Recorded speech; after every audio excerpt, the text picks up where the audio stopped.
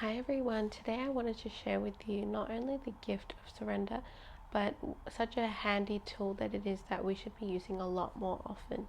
Now, a couple of years ago, I had this target that I had to meet, and not only was the deadline quite short, but there were a few things that I didn't have. I didn't have all the resources and things like that. And so I was thinking, look, there's no way that I can meet this target. And um, but I knew that God had promised me something, and this target was almost like an obstacle or a hurdle in reaching that promise. So I thought, look, I just prayed to God. I said, look, Lord, I know that you have promised me this thing, but this target is, if I could meet it, it would be great. My husband did all that I can, but there's not much else I can do. And so I'm leaving it to God. And so I was like, I trust that you want this promise for me, whether it's through this target or through another way, that you'll help me to reach that goal, that promise that you have for me.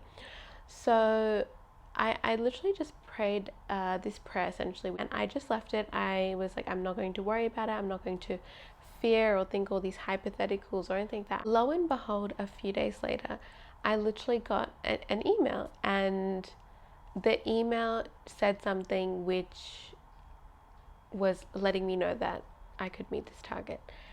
And I didn't do anything. And this email, even the timing of the email within that context was very timely, but it's not like I could have expected it. I really didn't.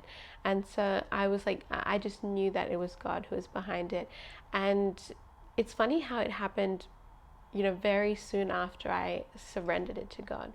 So this is just one example of how surrender in my life has brought on many miracles, and how God has worked through that surrender. So I really encourage you, and I just want to bring it back to Jesus Christ and his life, which was lived in total surrender to God. Firstly, I'll just read Philippians 2:5-8. So it says, "Let this mind be in you, which was also in Christ Jesus, who being in the form of God, thought it not robbery to be equal with God, but made himself of no reputation, and took upon him the form of a servant, and was made in the likeness of men. And being found in fashion as a man, he humbled himself, and became obedient unto death, even the death of the cross." Now, we know that Jesus Christ, he's been there since he's existed since the beginning of time, and he lives in heaven on his throne, and he had to leave his heavenly throne to come down to earth and to die a bloody and horrible death on the cross, because God told him to. And so he was so willing to surrender to whatever was God's will for his life. And thank God for his obedience, right? And his surrender. So in the same way, we are to surrender our whole lives for God. And that's the only way that God can work through us. Imagine, obviously it's not, it's nearly impossible given Jesus' nature as being one with God. But imagine if Jesus said to God, "No, I'm not going to surrender my heavenly throne to go down to earth." Imagine if he did that. So I want to read next about in Matthew 26:39. When Jesus was in the Garden of Gethsemane, he knew he knew everything that was going to happen, and he knew the purpose that he had to fulfill, that God had already laid out for him. So being there, he was already anxious, knowing that the soldiers were going to come to arrest him, and that he would be betrayed, and he would have to die on the cross, and he knew how much suffering he was going to have to endure. And so this is his prayer to God at that time. So verse 39, it says, "And he went a little farther, and fell on his face, and prayed, saying, O my Father, if it be possible, let this cup pass from me. Nevertheless, not as I will, but as thou wilt." So what is he saying here? So essentially we can see a really great template for a prayer of surrender to God, right? Firstly, Jesus, he makes known his own sort of desire or request in the situation. He says, "Oh my Father, if it be possible, let this cup pass from me." In other words, he says, if I don't have to go through this suffering, if it's possible in any way for you to allow that to happen, let that be, because he didn't want to go through it, right? But he says, "Nevertheless, not as I will, but as thou wilt." So we can pray this same sort of a prayer as well. When we pray to God, we can say, "Lord, I really want this job," or "I really want to buy that house," or "I really want to," it could be whatever, but you have to let God know your own requests. But then you say, "Nonetheless, if you don't want that for me, if you want me to go down a completely different career path, if you want me to move to a different country, if you want me to be friends with someone that I really don't like, then let your will be done instead, not mine." And so that is that complete surrender that Jesus had, and that we should follow as well. And I also want to bring up the example of Abraham in with his son Isaac. Now we know that Isaac was a son of promise from God, and that God had promised a son through Sarah for many years, actually decades, and had said that he will fulfill all the promises, including that he'll be a father of many generations and things like that. However,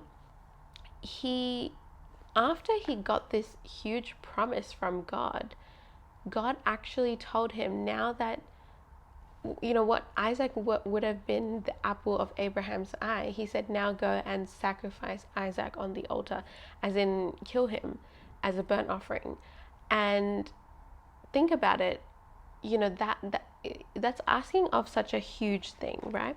So I'll just read chapter 22 verse Genesis chapter 22 verse 2. It says, "And he said, Take now thy son, thine only son Isaac, whom thou lovest, and get thee into the land of Moriah, and offer him there for a burnt offering upon one of the mountains which I tell thee of." So that's God commanding Abraham to go sacrifice his son Isaac. Verse 8, it says, "And Abraham said, My son, God will provide himself a lamb for a burnt offering. So they went both of them together." Now it's funny because Isaac was saying, "Well, where's the lamb for the burnt offering?" He says that in verse 7. And little does he know that he's going to be the lamb for the burnt offering. But here we can also see that great faith that Abraham had, because he says, "My son, God will provide himself a lamb for a burnt offering." As in, he already knew ahead of time, because of his faith in God, that God would provide a lamb for a burnt offering in due time. Now, verse 9 says, "And they came to the place which God had told him of. And Abraham built an altar there, and laid the wood in order, and bound Isaac his son, and laid him on the altar upon the wood." So as far as Abraham was concerned, he was ready to sacrifice his only son, to kill him off. And he made all the preparations. He laid the wood in order, he built the altar, he bound Isaac up, and he laid him on the altar. So we see him doing all the steps. He wasn't procrastinating, even though he had that belief that, God will bring himself a lamb for the burnt offering. He still was in complete obedience, as if, even if God doesn't bring that lamb and I have to sacrifice Isaac on the altar, like, he's ready to do it. We can see that here. Now, verse 12, it says, "And he said, Lay not thine hand," this is God speaking, "lay not thine hand upon the lad, neither do thou anything unto him.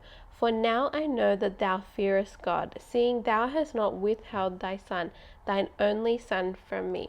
So this is God saying that now that I know for sure that you wouldn't even withhold your only son, your only son through Sarah, who God knew how much Abraham loved Isaac.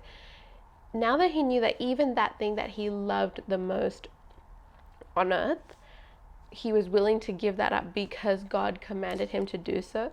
That was essentially what God was looking for. And so this is also, in some sense, when God gives us something, he he wants to see that even the thing that we love the most, our most prized possession, the apple of our eye, whatever it is, that we are even willing to give that up for God, that we will not withhold anything, even those prized possessions from God.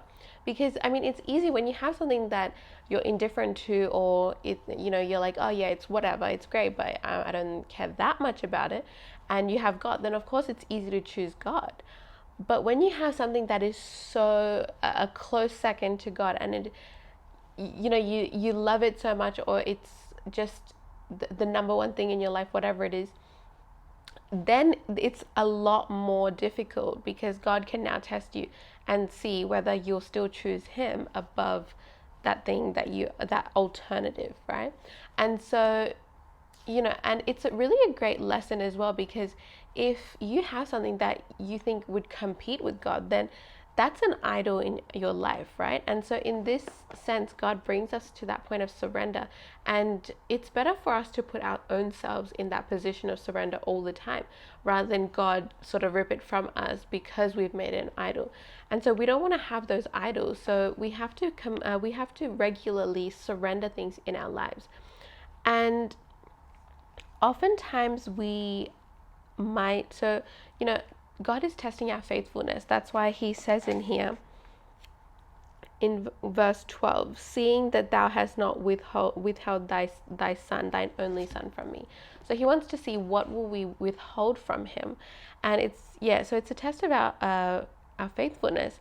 But also just remember that when we are surrendering something to God, we might say, okay, let's just take an example, that you really want a job as a doctor, hypothetically, and you've done your medical degree or whatever it is, and you've done all the qualifications, and now you're applying to become a doctor, but then suddenly you're not able to get a job for whatever reason.